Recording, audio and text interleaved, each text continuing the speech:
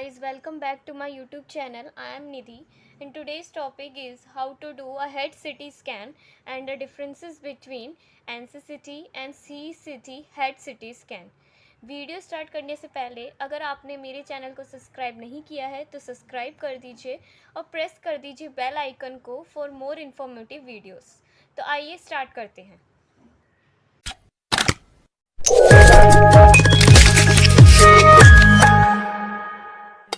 Head CT scan में आज हम पढ़ेंगे कि कैसे कैसे स्टेप्स होते हैं सिटी करने के। सबसे पहला जो है कि रीड डॉक्टर प्रिस्क्रिप्शन केयरफुली।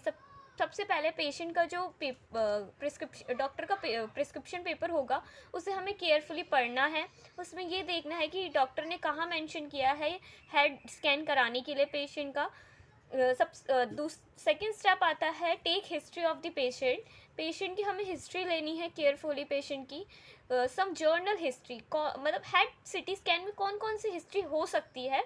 मेरे अकॉर्डिंग जब मैंने अपनी ट्रेनिंग पे ये हिस्ट्री देखी है इसीलिए मैं आपको ये बता रही हूँ। पहला है speaking and hearing problem means सुनने या फिर बोलने में कोई प्रॉब्लम हो रही है तो सीजर मीन्स होता है लाइक किसी को दौरे आना उसको कहते हैं। पैरालिसिस जो होती है मसल्स की वीकनेस की वजह से पैरालिसिस हो जाता है मीन्स हमारे जो लाइक एक कहते हैं कि एक आर्म में पैरालाइज हो गया मीन्स वो हाथ काम करना ही बंद कर देता है। मसल्स वीकनेस की वजह से ये पैरालिसिस होता है। वर्टिको क्या होता है? वर्टिको होता है मीन्स चक्कर आना जिसको हम डिजीनेस भी कहते हैं सिंपल वर्ड में। सीवीए मीन्स होता है सेरिब्रोवस्कुलर एक्सीडेंट या फिर स्ट्रोक भी कहते हैं। इसमें क्या होता है कि ब्रेन के जो सेल्स होते हैं हमारे कुछ वो डैमेज हो जाते हैं due to the inadequate supply of oxygen. ये कह सकते हैं जितने अमाउंट में ऑक्सीजन पहुंचना चाहिए था हमारे ब्रेन में उतने अमाउंट में नहीं पहुंचा। इसकी वजह से ब्रेन जो है ब्रेन के कुछ सेल्स जो हैं काम करना बंद कर देते हैं या फिर डेड हो जाते हैं जिसकी वजह से हमारे जो ब्रेन के सेल में ब्रेन में डैमेज हो जाता है जिसको हम सीवीए भी कहते हैं। साइनोकोप क्या होता है कि हमारी पेशेंट जो होता है अनकॉन्शियस हो जाना उसका लॉस ऑफ कॉन्शियसनेस को हम कहते हैं साइनोकोप। एपिलेप्सिया होता है न्यूरोलॉजिकल डिसऑर्डर होता है एक। इसमें पेशेंट जो है ब्रेन की एक्टिविटी जो होती है उसकी वो एबनॉर्मल हो जाती है। कह सकते हैं पेशेंट को कि हाँ उसे सीजर्स भी आते हैं और फिर पेशेंट का अनयूजुअल बिहेवियर भी हो जाता है तो उसको हम एपिलेप्सिया कहते हैं। एनसीसी होता है न्यूरोसिस्टिक सिरोसिस एडिमा। ये क्या होता है कि कहते हैं ना कि सर में कीड़े हो गए हैं उसको कहते हैं एनसीसी। एक्यूट एमआई का मतलब होता है माइग्रेन कह सकते हैं हेडेक हो जाना। फेशियल डेविएशन या फेशियल पैरालिसिस भी कह सकते हैं। इसमें पेशेंट की मतलब फेशियल जो है फेशियल एक साइड का फेस काम ना करना कह सकते हैं। इसमें मसल्स की वीकनेस की वजह से भी हो सकता है ये या फिर नर्व जो हो सकती है हमारी कोई भी नर्व डैमेज हो उसके वजह से फेशियल डेविएशन हो सकता है। तो इस केस में भी जो है पेशेंट है वो हेड स्कैन कराता है। ऑल्टर्ड सेंसोरियम क्या होता है कि पेशेंट की ऐसी मेडिकल कंडीशन जिसमें जो वो क्लियरली सोच ना पाए या किसी भी चीज़ को समझ ना पाए उस केस में हेड स्कैन होता है। इसको हम कहते हैं altered sensorium. Hemiplegia means hemi से हम पता लगा सकते हैं means half. Plegia means paralysis means एक साइड में कह सकते हैं बॉडी के एक साइड में पैरालिसिस होने को हम हेमीफ्लेजिया कहते हैं। Hydrocephalus hydro means water.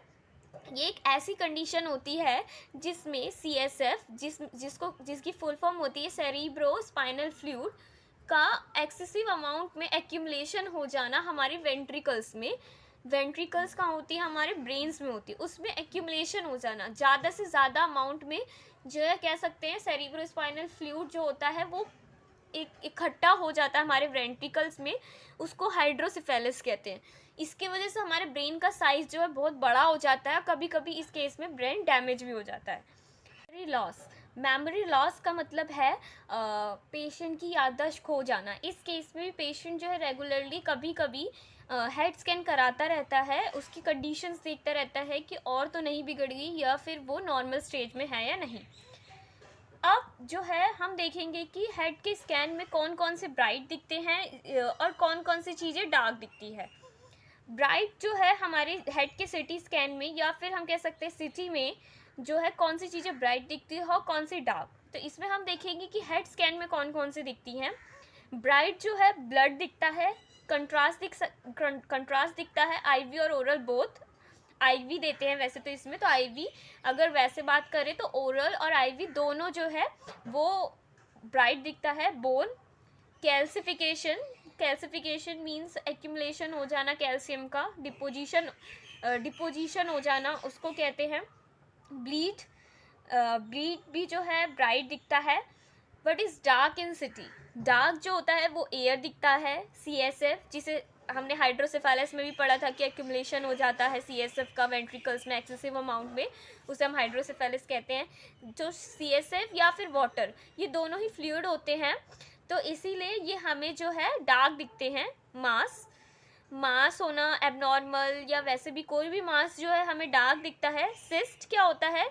Cyst एक एबनॉर्मल सैक या कह सकते हैं पॉकेट जो कि कंटेन करता है कोई भी फ्लूइड होना, या फिर कोई भी नॉर्मल फ्लूइड, या फिर कोई भी सॉलिड चीज़ या सेमी सॉलिड चीज़, तो उसको भी हम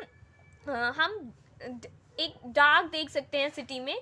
इनफैक्ट भी डार्क दिखता है सिटी में। इनफैक्ट क्या होता है कि कोई भी टिश्यू का डेड हो जाना, ताकि क्यों डेड हो जाते हैं, बिकॉज जो हमें जितने अमाउंट में ऑक्सीजन चाहिए था टिश्यू को उतने अमाउंट में नहीं मिल पाता। उसका रीज़न कुछ भी हो सकता है, ब्लड रप्चर, कोई भी आर्टरीज रप्चर हो सकती है जिसकी वजह से ब्लड सप्लाई ना हुआ हो।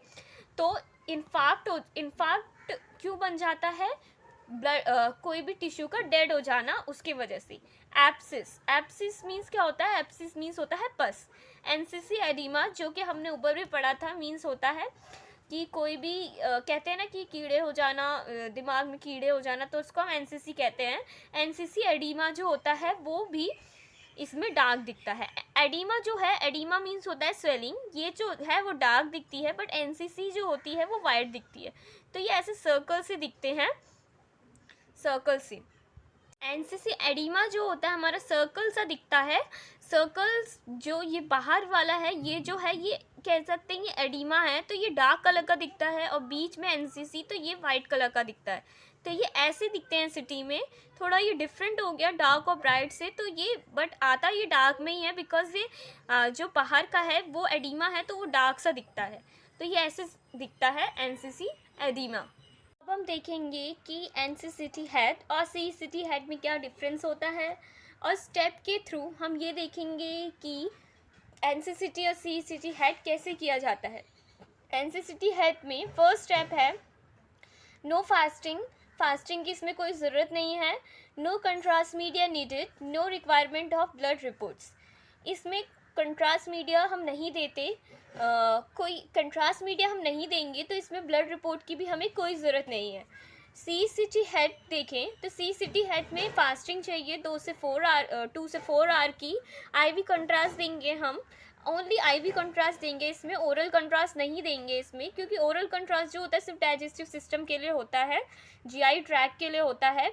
आईवी कंट्रास्ट जो है इसे हम वेन के थ्रू देंगे।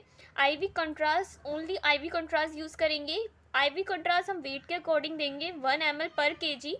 अब कौन सा कंट्रास्ट यूज़ करेंगे इसमें हम? नॉन आयनिक मोनोमर में भी आयोहेक्सॉल ऑमनीपैक का यूज़ करेंगे और वेट के अकॉर्डिंग देंगे। और हमें इसमें ब्लड रिपोर्ट की ज़रूरत होगी बिकॉज हम इसमें आईवी कंट्रास्ट दे रहे हैं। ब्लड रिपोर्ट भी सीरम क्रेटिनिन की रिपोर्ट जिसकी वैल्यू जो है 0.6 से 1.2 के बीच में होनी चाहिए। अगर नॉर्मल नहीं है तो हम स्कैन नहीं करते। और जो हमारी ये रिपोर्ट है ये भी 1 वीक की अंडर ही होनी चाहिए, 1 वीक या फिर कह सकते हैं 2 वीक की ही अंदर होनी चाहिए ये, उससे पहले वाली नहीं चलती। फिर पेशेंट को अभी सीरम क्रेटिनिन रिपोर्ट कराने, सीरम क्रेटिनिन कह सकते हैं ब्लड चेकअप कराने के बाद ही उसका स्कैन होगा। अब देख लेते हैं हम नेक्स्ट स्टेप है consent form sign. Female patient की अगर एज 18 से 45 के बीच होगी तो उसे हम प्रेगनेंसी कंसेंट फॉर्म साइन कराएंगे। मेल के लिए कोई फॉर्म नहीं होगा इसमें। वही CECT हेड की बात करें तो इसमें हम पेशेंट को IV कंट्रास्ट देंगे, तो रेफरल कंसेंट फॉर्म तो मेल और फीमेल के लिए बोथ के लिए होगा, कोई सी भी एज हो उसकी। लेकिन अगर फीमेल है उसकी तो उसे प्रेगनेंसी कंसेंट फॉर्म भी साइन करना पड़ेगा अगर वो उनकी एज 18 से 45 के बीच होगी।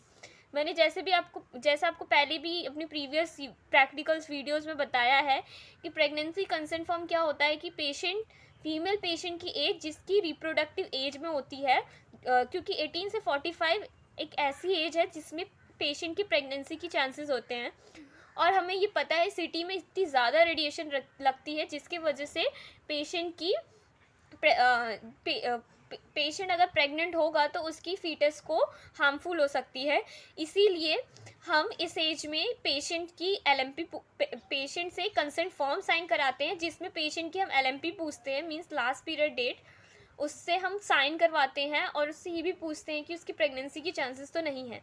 दूसरा जो फॉर्म होता है जो कि हम IV कंट्रास्ट में साइन कराते हैं, जो कि रेफरल कंसेंट फॉर्म होता है जिसमें हम ये पूछते हैं पेशेंट को कोई एलर्जिक रिएक्शन तो नहीं होती, उसे किस किस दवाई से रिएक्शन होती है, उसने पहले कब CT कराया था, उसमें उसे IV दिया गया था या नहीं दिया गया था। ये सारी इन्फॉर्मेशन कंट्रास्ट मीडिया से रिलेटेड, हिस्ट्री से रिलेटेड रेफरल कंसेंट फॉर्म में मेंशन होती है। देन पेशेंट के हम साइन लेते हैं। अगर पेशेंट कॉन्शियस नहीं है तो उसके अटेंडेंट के साइन लेते हैं, तभी उसका स्कैन होता है।